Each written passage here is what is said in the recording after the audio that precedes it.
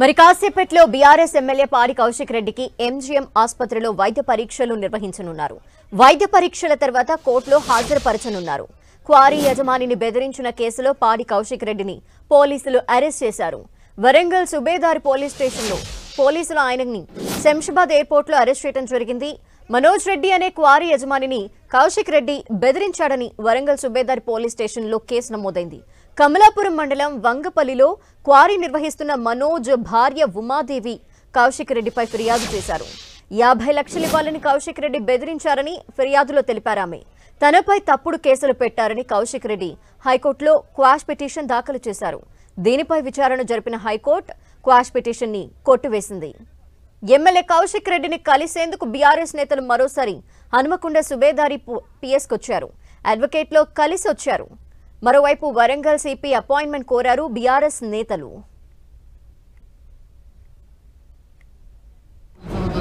ఇదేం పద్ధతి? దేనికోసం చేస్తారు? నేను చేసిన తప్పేంటి? నేను చేసిన అన్యాయం ఏంటి? ప్రజల కోసం బరాబర్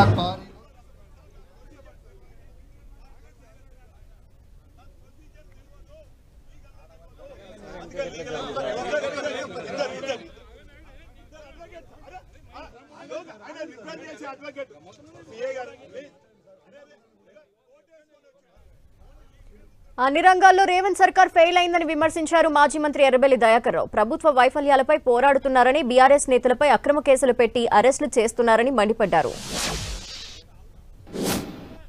వాళ్ళ మీద అక్రమ కేసులు పెట్టి లోపల పడేయాలని ప్రయత్నం చేస్తున్నారు. ప్రజలు ఎదురు తిరుగుతారు. రేవంత్ రెడ్డి పరిపాలన అట్లర్లీ ఫ్లాప్ అయింది. ఇదే కాదు, ఇలా కాంగ్రెస్ పార్టీని నీకు సిగ్గు అనిపిస్తలేదా? రాహుల్ గాంధీ గారు నీకు 1 ఇయర్ నుంచి టైం ఇవ్వలే. నువ్వు ఫెయిల్ అయినావని మీ హైకమాండే చెప్తున్నది. మంత్రులు నీ కంట్రోల్ లేరు, ఎమ్మెల్యేలు నీ కంట్రోల్ లేరు, పార్టీ కంట్రోల్ లేదు. ఎవ్వరు పడితే వాళ్ళు విచ్చలవిడిగా మాట్లాడుతున్నారు.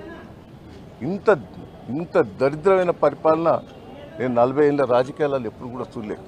ఘోరంగా ఫెయిల్ అయినా.